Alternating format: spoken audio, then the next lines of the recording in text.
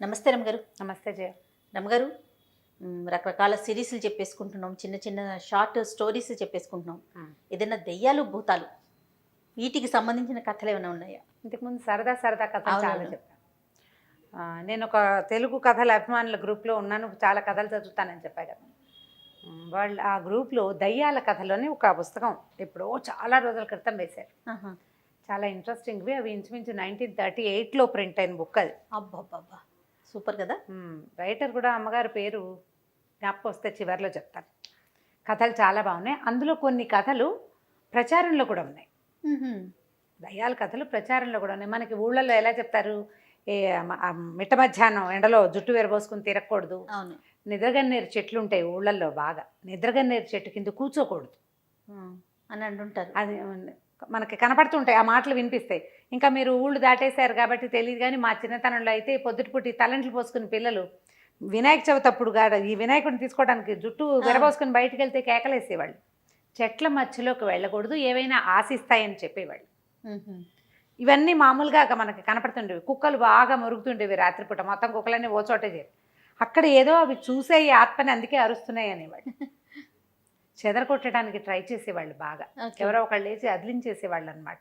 మీరు విన్నారా రమ్మగారు, దెయ్యాలు ఉన్నాయి, దెయ్యాలు తిరుగుతున్నాయి అని ఇంట్లో మీరు భయపడిన సందర్భం ఉందా? భయాలు లేవు జయ, మాకు ఓకే, భయం లేదు. ఇప్పుడు ఎవరికి భయం వేస్తుంది? బలహీనమైన మనసు ఉన్న వాళ్ళకి, బలహీనమైన మనసు లేదా భగవంతుడి పట్ల విశ్వాసం లేని వాళ్ళకి. మనకి రెండూ లేవు, భయము లేదు భయము లేదు, భగవంతుడి మీద అచంచలమైన విశ్వాసం ఉంది. దేవుడు ఉన్నాడు, ఖచ్చితంగా మనతో ఉంటాడు. మనం ఏం చేస్తామని ఎవరినైనా మనం చూస్తాం, ఎవరినైనా మన ఏం చేస్తారు? మనుషులంటేనే భయం లేదు మనకి, దయ్యాలంటే భయం ఏమిటి? ఇప్పుడు చిన్నప్పుడు ఓ స్త్రీ రేపురా అని గుమ్మాల మీద రాసేవారు అమ్మగారు, అది గుర్తుంది నాకు. అవును, అలా కూడా జరిగేవి కొన్ని. అంటే ఆవిడెవరో వచ్చేస్తుందని, ఆ తర్వాత ఆ ఇంటి మీద రాస్తే అది చూసి వెళ్ళిపోతుందని. దయ్యాలకి చదవటం వచ్చాయని నవ్వుకునే వాళ్ళం మేము హై స్కూల్లో ఉన్నప్పుడు వచ్చినాయి. నువ్వేమో బాగా చిన్నపిల్లవు అప్పుడు. అది నిజంగా అది ఎందుకు రాస్తున్నారో ఏంటో తెలియదు, కానీ దయ్యం వస్తుంది, మనం అలా రాయాలి, అదొక్కటే తెలుసు. తర్వాత శ్రీరామ అని గుమ్మానికి ఒకవైపేమో ఓ స్త్రీ రేపురా, ఇంకొక వైపేమో శ్రీరామ అని రాసేవారు. ఏవో రకరకాలు కదా. అయితే ఈ పురాతన కాలంలో చెప్పే కథల్లో ఏంటంటే, కూచిపూడి భాగవతులు, తోలుబొమ్మల వాళ్ళు వేరే ఊళ్ళకి ప్రయాణాలు చేస్తూ ఉండేవాళ్ళు. అంటే ఒక మొత్తం అంతా ఒక 30 మంది 25 మంది అట్లా గ్రూప్ లాగా ఫామ్ అయ్యి, ఈ గ్రూప్ అంతా ఏంటంటే ఊరూరా ప్రదర్శనలు ఇస్తూ తిరగటం ఒక పద్ధతిగా ఉండేది. భాగవతులు వీధి భాగవతాలు అనేవాళ్ళు, భాగవతాలు అదే చెప్పేవాళ్ళు. పండగ రోజుల్లో అన్ని ఊళ్ళల్లో ప్రదర్శనలు ఇచ్చేవాళ్ళు. ఈ ఊరు నుంచి ఇవాళ అయిపోగానే తెల్లవారి బయలుదేరి వేరే ఊరికి వెళ్ళడం, సాయంకాలం ఆ ఊళ్ళో ప్రోగ్రామ్ పూర్తి చేసుకోవడం, మళ్ళీ మర్నాడు బయలుదేరటం. తోలుబొమ్మల వాళ్ళు నా చిన్నతనంలో కూడా నాకు తెలుసు. మా దగ్గర వినటమే కానీ నేనైతే చూడలేదు, బాగా కథలే తెలుసు నాకు. అయితే ఈ బొమ్మలాట ఒక ప్రత్యేకమైన పంథ. దానికి ఏం చేస్తారు, మనుషులు తెర వెనకాల నిలబడి తెర మీద బొమ్మ వెనకాల నుంచి బొమ్మ రూపం చూపిస్తారనమాట. పాటలు పాడతారు పక్క నుంచి. మనం తెర ముందు కూర్చుంటాం కదా, ఈ బొమ్మ కదులుతుంటుంది. ఆంజనేయ స్వామి ఆయన చెయ్యి ఎత్తాడు, కాలు ఎత్తాడు, తర్వాత ఏమో గద జల్పించాడు, లంకా దహనం చేశాడు, అవన్నీ మనకి వెనకాల నుంచి కదలికల్లో తెలుస్తుంటుంది, పాటల్లో పాడతారు. ఇందులో గాయకులు ఉంటారు, ఆర్టిస్టులు ఉంటారు, ఆ బొమ్మలు తయారు చేసేవాళ్ళు. తర్వాత ఆడించడానికి కొంచెం బలశాలుడైన వ్యక్తులు కావాలి. చిన్నపిల్లల గాత్రం పాడడానికి చిన్నపిల్లలను కూడా తయారు చేసుకునేవాళ్ళు. ఇట్లా ఒక 25-30 మంది గ్రూప్ ఉన్న ఒక బొమ్మలాట వాళ్ళు ప్రయాణం చేస్తున్నారు, ఇలాంటి గ్రూపు. అయితే ఆ ఊరు ఈ ఊరు ప్రదర్శనలు ఏవో అయినాయి. ఒకనాటి సాయంకాలం కొల్లేరు అంటే ఎక్కడ మన కొంగలు అవి ఉన్నాయి, కొల్లేటి సరస్సు చుట్టుపక్కల ఏంటంటే కొంచెం ఎండాకాలం వస్తే కాస్త డ్రైగా ఉంటుంది, అక్కడక్కడ నీళ్లు ఉంటాయి, చిత్తడిగా ఉంటుంది, కానీ పూర్తిగా నీళ్లు ఉంటాయి. వీళ్ళు వెళ్ళేసరికి దానికి ఆ ప్రాంతంలోకి చేరారు వీళ్ళు. ఏమీ ఊళ్ళు గ్రామాలు దొరకలేదు వాళ్ళకి. ఏదో ఒక పక్క నుంచి పడి వస్తున్నారు. సరే ఏమనుకున్నారు, సాయంకాలం అయింది, చీకటి పడిపోతుంది, అంతా చిత్తడిగా నేలలు, తర్వాత మన జీబుగా చెట్లు, మనుషులు అస్సలు లేరు. మానవ సంచారం ఉన్న దారులు వేరేగా ఉంటాయి, మనుషులు తిరగని దారి వేరే. నడుస్తున్న గుర్తులు కొంత కనపడుతుంటాయి కదా, బళ్ళ గుర్తులు కనిపిస్తాయి. వీళ్ళు ఈ గుంపంతా నడుస్తున్నారు, పిల్లలు ఆకళ్ళని ఏడుస్తున్నారు. మరి చిన్న చంటి వెంటి పిల్లలు ఉంటారా, ఏడుస్తున్నారు. వీళ్ళు ఏం చేయాలి చూస్తున్నారు, ఆలోచిస్తున్నారు. వీళ్ళు ఉన్న జనాలందరికీ మెల్లిగా భయం వేయటం మొదలుపెట్టింది. చీకటి చాలా తొందరగా వచ్చేస్తుంది చెట్లు ఎక్కువ ఉంటే. వీళ్ళలో కాస్త ఓపిక మంతుడు బలవంతుడు ఒకడు చెట్టు ఎక్కి పైకి చూస్తే దూరంగా ఓ మైల్ దూరంలో పెద్ద మహానగరం లాగా కనబడుతోంది. బోల్డని లైట్లు ఉన్నాయి. అప్పుడు లైట్లు అంటే విద్యుత్ దీపాలు కాదు కదా, ఇళ్లల్లో ఉండేవి లస్టర్లు, పెట్రోమాక్స్ లైట్లు లాంటివి దీపాలు. వీధిలో కూడా అక్కడక్కడ అంటే లైన్గా కనపడుతున్నాయి ఆముదపు దీపాలు. సరే దీపాలు ఉన్నాయి, ఏదో ఊరు కనిపిస్తుంది, కొంత సందడి కూడా వినపడుతోంది. కొంచెం మనుషులు తిరుగుతుంటే, గొడ్లు ఉంటే, మెళ్ళో గంటలు అవి మోగుతూ ఉంటాయి. ఏదో ఇక్కడ ఏదో ఉన్నది, మెల్లిగా కాస్త కాలు సాచి నడుచుకుంటూ వెళ్ళిపోతే ఊళ్ళో చేరిపోతాం అనుకున్నారు. గుంపంతా పోయారు ఊళ్ళోకి. వెళ్తే వరుసగా దారులు, చక్కగా ఏర్పరిచిన నగరంలాగా ఉంది, అది పట్టణంలా ఉందన్నమాట. అంటే ఏ సందుకు ఆ సందు కనపడుతుంది, అన్ని వేదఘోష వినపడుతున్న బ్రాహ్మణుల ఇల్లు, అదేదో అగ్రహారంలాగా ఉంది.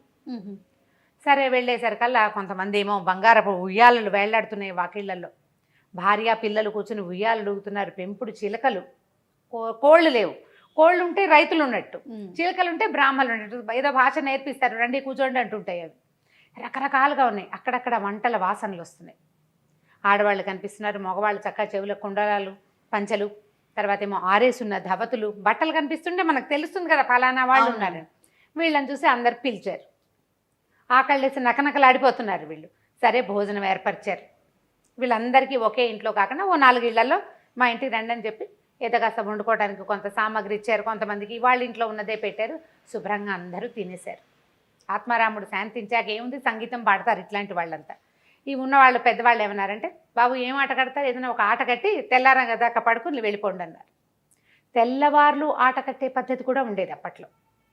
ఈ మన భాగవత సప్తాహాలు అవి చేస్తారు. భాగవత సప్తాహం అంటే 7 రోజుల పాటు భాగవత కథలు ఆడతారు. పొద్దు నుంచి అదే సాయంకాలం చీకటి పడిన దగ్గర నుంచి రాత్రి 8 నుంచి తెల్లవారి 4 గంటల దాకా తెల్లార్లు ఈ పద్ధతిలో నడుస్తుంది. సరే ఆట కట్టమన్నారు కదా, వీళ్ళలో వీళ్ళు కాస్త మాట్లాడుకున్నారు. ఏమనుకున్నారు, లంకా దహనం చేద్దాం అనుకున్నారు. సరే 1 గంటలో చకచక ఒక పందిరి లాంటిది ఏర్పరిచేశారు. బోలెడన్ని దీపాలు వెలిగించారు. వీళ్ళు కూడా తమకి సామాన్లన్నీ పెట్టుకోవాలి. అంటే లంకా దహనం చేయాలంటే ఏం చేయాలి, అశోకవనము, రాక్షసులు, సీతాదేవి, ఆంజనేయ స్వామి, మళ్ళీ ఆయన ముట్టించడానికి సాధనాలు అన్నీ తమ ఏర్పాటుకి ఎవరి స్టేజ్ డెకరేషన్ ప్రకారం వాళ్ళు చేసేసుకోవాలి కదా, సెట్ ప్రాపర్టీస్ పెట్టుకోవాలి.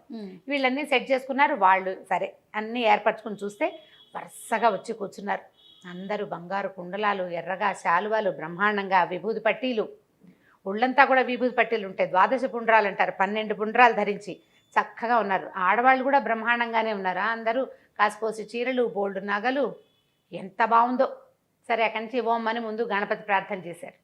అక్కడి నుంచి ఆంజనేయ స్వామి ప్రార్థన చేయాలి, లంకా దహనం కదా. వీళ్ళు ప్రార్థన మొదలుపెట్టారు. మహోగ్ర రూపంతో పెద్ద ఆంజనేయ స్వామి బొమ్మ ప్రత్యక్షమైంది తెర మీద. ఆంజనేయ స్వామి రాగానే మొత్తం లైట్లన్నీ ఆరిపోయినాయి. ఇక్కడ కిందంతా దీపాలు పెట్టి కూర్చున్నారు కదా, దీపాలు కిమినాస్తి. వీళ్ళు తెల్లపోయారు, అయ్యో ఇదేమిటి మొత్తం దీపాలన్నీ ఓసారి ఆరిపోయినాయి, ఉండండి రా బొమ్మ దించండి అన్నారు. ఆంజనేయ స్వామి బొమ్మ దించేశారు. దించేయగానే దీపాలన్నీ వెలిగినాయి. అంతా సభ అంతా కనపడుతున్నారు మనుషులు. మళ్ళీ మొదలెట్టాలి. మళ్ళీ ఆంజనేయ స్వామిని తెరక్కిచ్చారు. ఎక్కించగానే దీపాలు ఆగిపోయినాయి. 2 సార్లు 3 సార్లు 4 సార్లు అయ్యాక వీళ్ళల్లో ఒకటికి డౌట్ వచ్చింది, ఏమిట్రా పోనీ దీపాలు ఆరిపోయినాయి, ఏమిటయ్యా అన్ని దీపాలు ఆరిపోయినాయి అంటుంటే ఎవడు సమాధానం చెప్పటల్లా. ఎవరైనా చెప్పాలి కదా, కనీసం బాబు కంగారు పడకండి ఇంటికి వెళ్ళి వెలిగిద్దాం, మొత్తం అని గాలి వచ్చింది ధూళి, ఏదో ఒకటి అనాలి. ఏమీ నో కామెంట్స్, ఎవ్వరూ మాట్లాడాల. 5 సార్లు 4 సార్లు అయిన తర్వాత వీళ్ళల్లో పెద్దవాడు ఒకడు, ఒరే మన దీపాలు వెలిగించుకుందాం ఉండండి రా, వీళ్ళందరివి ఏమిటో మరి దీపాలు ఆరిపోతున్నాయి అని చెప్పి వాళ్ళ దగ్గర ఏవో 9 దీపపు సెమ్మాలు అవి ఉన్నాయి. ఎక్కడ అది పెద్దగా దీపాలు అయిపోతే వాళ్ళు వెలిగించుకుంటారు. వీళ్ళు ఏం చేశారు, అగ్గిపెట్ట ముట్టించి వీళ్ళ దీపాలు వెలిగించారు. మళ్ళీ ఆంజనేయ స్వామిని తెరక్కిచ్చారు. ఎక్కించగానే ఈ సభలో ఉన్న దీపాలన్నీ అయిపోయినాయి, వీళ్ళ దీపాలు వెలుగుతున్నాయి. వీళ్ళే కదా వెలిగించుకున్నారు, ఇవి వెలుగుతున్నాయి, అవన్నీ ఆరిపోయినాయి. పద్యం పాడడానికైనా బొమ్మ కనపడాలి, స్వామి కనపడకుండా పాటలు పాడకూడదు. సరే పెద్దవాళ్ళల్లో ఒకడు ఏమన్నాడు, ఉండండి నేను బయటికి వెళ్ళి చూసేస్తాను. తెర తొలగించి బయటికి వెళ్ళాడు. తెర పక్క నుంచి వెళ్తాడనమాట, తొలగించలేరు, అది మొత్తం ఏకంగా ఇట్లా స్క్రీన్ లాగా ఉంటుంది. అటు నుంచి వెళ్ళేసరికల్లా ఆ సభలో ఉన్న వాళ్ళంతా దీపం ఇట్లా చేత్తో పుచ్చుకుని వెళ్ళేసరికి చక్కగా అంత దాకా 12 పుండ్రాలు, కుండలాలు, కంబళాలు ధరించి బ్రహ్మాండంగా కూర్చున్న వాళ్ళంతా నాలికలు బయటకు వచ్చి పక్క నుంచి కూరలు, మిడిగుడ్లు ఇట్లా ఉన్నారు దూకేలాగా. ఉనికిపోయాడు, ఏం చేయాలో తెలియలేదు. దీపం దించితే ఏం కనపట్లా, బాగానే ఉంది, భయమే. ఇట్లా దీపం పెట్టి ఇట్లా చూడబోయేసరికల్లా ఉణుకొచ్చేస్తుంది. సరే ఏం చేశాడు, దీపాన్ని దించేసి చూసి చూడనట్టుగా తనకు తెలియనట్టుగా, చిన్నపిల్లాడు అనుకో, అరిచి కేకలు పెట్టి గల్లం చేసాడు. ఆయన ఇలాంటివి ఎన్ని చూశాడో. మెల్లిగా వెనక్కి వెళ్ళాడు. ఒరే ఇది లాభం లేదురా నాయన, తెల్లవారేదాకా స్వామిని దించొద్దు, పాట ఆపద్దు. ఆంజనేయ స్వామిని ఎక్కించడం, ఓ పాట పాడుకోవటం. వీళ్ళు స్వామిని ఎక్కించగానే అక్కడ దీపాలు ఆరిపోతాయి, వీళ్ళు దించేస్తారు, మళ్ళీ ఇంకోసారి ఎక్కిస్తారు. తెల్లవారేదాకా అంటే తూర్పు తెల్లబడ్డం ఎక్కడి దాకా జరుగుతుంది, 3:30 దాకా వేగు చుక్క పొడుస్తుంది. 3:30కి 3:30 అవ్వగానే వేకుజాము వస్తుంది కదా, అప్పటిదాకా పాడి పాడి పాడి వంతుల వారీగా ఒకే పాట, ఓన్లీ ఆంజనేయ స్వామి, ఇక వేరే పాట లేదు, వేరే బొమ్మ లేదు. పాడేసి తెల్లారి చూస్తే తెల్లవారిపోయింది, కొంచెం 4:15 4:20 అయ్యేసరికి వెలుగు వచ్చేస్తుంది. ఏమీ లేదు అక్కడ, పందిరి లేదు, ఊరు లేదు, ఇల్లు లేదు, వాకిల్ లేదు. వాళ్ళు ఎక్కడ వాళ్ళు నడుచుకుంటూ మొదట వచ్చారో అదే చిత్తడి నెలలో బంజరు బయలు. వీళ్ళు ఉన్నది కొంచెం నీళ్లు లేవు, వీళ్ళు ఎక్కడ కూర్చున్నారో అక్కడ చుట్టూతా అంతా నీళ్లు ఉన్నాయి. ఆ కొల్లేట్లో ఉన్నారు వీళ్ళు. బతుకు జీవుడా అని తట్టా బుట్టా సర్దుకుని పరుగో నాయన, ఇలా చీకటి వేళ ఏ ఊళ్ళల్లోకి వెళ్ళకూడదు, ఇలాంటిది ఏదో అక్కడ బోల్డ్ అని శ్మశానం అయి ఉంటుంది బహుశా, చాలా దహనాలు జరిగి ఉంటాయి అక్కడ. ఎంతమంది ఉన్నారో వాళ్ళంతా కనపడ్డారు వీళ్ళకి, పిల్ల జల్లా వచ్చేసారు, బ్యాగులు పుచ్చుకుని వెనక్కి వచ్చేసారు. ఇలాంటివి ఎన్ని కథలు చిన్నప్పుడు వినేవాళ్ళమో. వెళ్తే కనపడుతుంది ఇట్లా ఆంజనేయ స్వామి పాట మొదలు పెట్టంగానే వీళ్ళు మాయమైపోతారు ఆయన కనిపించేసరికి. మామూలుగా చెప్తాం కదా, మనకు ఆంజనేయ స్వామి కనిపిస్తే భయపడతాయి భూత ప్రేతాలని. మన ఇళ్ల మీద శ్రీరామ రాయడానికి కారణం కూడా అదే. ఎక్కడ శ్రీరామనామం ఉంటుందో అక్కడ ఆంజనేయ స్వామి ఉంటాడు. ఇప్పటికీ కూడా మనం ఏదైనా పిల్లలు కొంచెం భయపడుతున్నా, భయంకరమైన సినిమాలు చూసినా కూడా వెంటనే చెప్తాం శ్రీరామ అనుకో, లేకపోతే ఆంజనేయ స్తోత్రం చదువుకో, ఆయన్ని తలుచుకో అని. వాళ్ళకి అది ఒక ధైర్యంగా అనిపిస్తుంది కదరమ్మ గారు పిల్లలకి. అది అలవాటు చేయాలి మనం. అలాంటిది ఒక శ్లోకాలు కూడా చెప్పారు మీరు, ట్రై చేయాలి. నేర్పిస్తే అదే ధైర్యం వస్తుంది ఆటోమేటిక్గా. ఇంకా దయ్యాలు ఉన్నాయా, నిజంగానే ఉన్నాయా, ఈ రోజుల్లో ఉన్నాయా, ఇలాంటి ప్రశ్నలు అంటే మనం ఇంకేం చెప్పలేకపోతే. ప్రశ్నలు వేయకండి, ఓన్లీ కథ వినండి అంతే. కథని కథలాగా తీసుకుంటే సూపర్. ఇప్పుడు ఇలాంటి అనుభవాలు చాలా మందికి ఉంటాయి జయ, ఒప్పుకోరు అంతే పబ్లిక్ లో. అయి ఉండొచ్చు బహుశా. మేము వెళ్తుంటే అక్కడ ఏదో కనిపించిందని, ఏదో చూసామను, ఏదో వేగ్గా ఒక షేప్ కనిపించిందని, ఇలాంటి మీరు అన్నట్లుగా చాలా వింటూ ఉంటాం మనం. ఉంటాయి, మన తాతలు నాయనమ్మలు చూసిన వాళ్ళు కూడా ఉంటారు. మనం ఒప్పుకోమంతే. ఇది ఒక కథ వినండి. 38లో ప్రింట్ అయింది. రైటమ్ గారు నమస్తే. నమస్తే. అలనాటి అమ్మమ్మ రుచులు, భారతమ్మ రుచులు, స్వచ్ఛమైన పొడులు, పచ్చళ్ళు.